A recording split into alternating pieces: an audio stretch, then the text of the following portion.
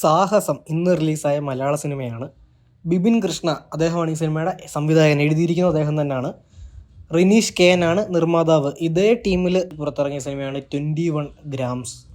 ഞാനത് തിയേറ്ററിൽ പോയി കണ്ടിട്ടുണ്ടായിരുന്ന സിനിമയാണ്. അത് വളരെ കുറച്ച് പേരെ തിയേറ്ററിൽ കണ്ടിട്ടുള്ളൂ. പക്ഷേ കണ്ടവരൊക്കെ നല്ല അഭിപ്രായം വന്നതാണ്. അങ്ങനൊരു ആ ഒരു സമയത്ത് ബൾക്കായിട്ട് സിനിമകൾ ഇറങ്ങി പൊട്ടുന്നൊരു സമയത്ത് ഒരു ഡീസൻറ്റ് കളക്ഷൻ എടുത്ത സിനിമയായിരുന്നു അത്. എനിക്ക് പേഴ്സണലി ഒരു ആവറേജ് വാച്ച് ആയിരുന്നു. സിനിമ തുടങ്ങി ആദ്യത്തെ ഒരു 10-20 മിനിറ്റ് എന്താ നടക്കുന്നതെന്ന് നമുക്ക് പോലും പിടിതരാത്ത പോലെ എന്തൊക്കെയൊക്കെയോ കാണിക്കുന്നു.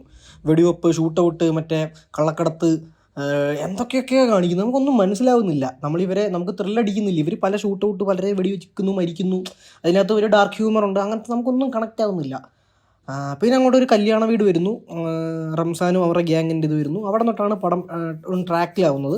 അവിടെ തൊട്ട് പിന്നെ ഇൻ്റർവെൽ വരെ ആ ഒരു വൈബിൽ അങ്ങനെ കാണാൻ പറ്റും. കോമഡിയാണ് അവർ മെയിനായിട്ട് ഉദ്ദേശിക്കുന്നത്. കോമഡി ത്രില്ലർ, ക്രൈം കോമഡിയാണ്. പണ്ടൊക്കെ സ്ഥിരം വന്നുകൊണ്ടിരുന്നൊരു ജോണറാണ്. ഇപ്പോൾ അത് വളരെ കുറവാണ്. ഇപ്പോൾ ലാസ്റ്റായിട്ട് ധീരൻ ഒരു ജോണറായിരുന്നു. ക്രൈം കോമഡിയാണ്. അപ്പോൾ ഇത് കോമഡി പക്ഷേ ഒരു 50 കോമഡി വർക്ക് ആവത്തുള്ളൂ, 50%. ബാക്കി 50 പാളിപ്പോവും. മറ്റേ ചളി കോമഡി ലെവലിൽ. അങ്ങനെ ഇൻ്റർവെല്ലിന് ശേഷം സെക്കൻഡ് ഹാഫ് ഇത് ഒരു ഹൈപ്പർ ലിങ്ക്ഡ് നെറേറ്റീവാണ്. ഒരുപാട് ഇവൻറ്റും ഒരുപാട് ക്യാരക്ടേഴ്സും ഉണ്ട്. ഇവരെല്ലാം കൂടെ ഒന്നാവുന്ന എങ്ങനെ, അല്ലെങ്കിൽ എങ്ങനെ ഇത് തീരും, ആ ഒരു ക്യാവോസാണ് അവർ ഉദ്ദേശിച്ചിരിക്കുന്നത്. ആ ഒരു സംഭവം ഭയങ്കര സ്ട്രെച്ചായിപ്പോയി. പിന്നെ ഒരുപാട് അൺവാണ്ടഡ് ക്യാരക്ടേഴ്സും ഇവൻസും ആർക്കുകളും കുറേ കട്ട് ചെയ്യാൻ പറ്റുന്ന സീൻസും ഒക്കെ ഉണ്ടായിരുന്നു.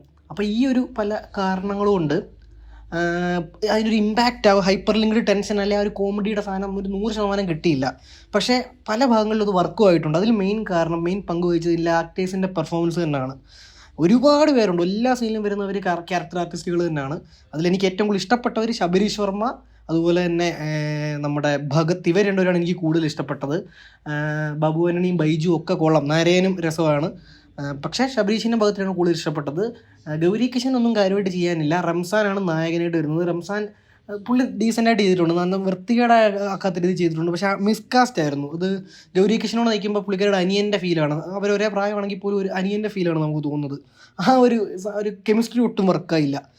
പിന്നെ ഇതിലെ പോസിറ്റീവ് എന്ന് പറയാനാണെങ്കിൽ അത് ടെക്നിക്കലി അടിപൊളിയാണ്. മ്യൂസിക്കും വിഷ്വൽസ് എസ്പെഷ്യലി വിഷ്വൽസ്. പക്ഷേ എഴുത്ത് ഭയങ്കര മോശം. കോമഡിയാണ് ഇമ്പോർട്ടൻ്റ്, പക്ഷേ അത് പാളിപ്പോയി. പകുതി കോമഡിയും പാളിപ്പോയി. പിന്നെ എഴുത്തിലെ കണക്ഷൻ മിസ്സിങ്ങും ഒരു വലിയ ഫാക്ടറാണ് സിനിമ മടുപ്പാകാൻ വേണ്ടിയിട്ട്. ഒരു സ്ട്രിക്റ്റ്ലി അതുകൊണ്ട് തന്നെ ഒരു ആവറേജിൽ ഒതുങ്ങിപ്പോയി. ഒരുപാട് സ്കോപ്പ് ഉണ്ടായിരുന്നു. അപ്പോൾ ഈ സിനിമയ്ക്ക് എൻ്റെ റേറ്റിംഗ് 2.5 ഔട്ട് ഓഫ് 5 ആണ്.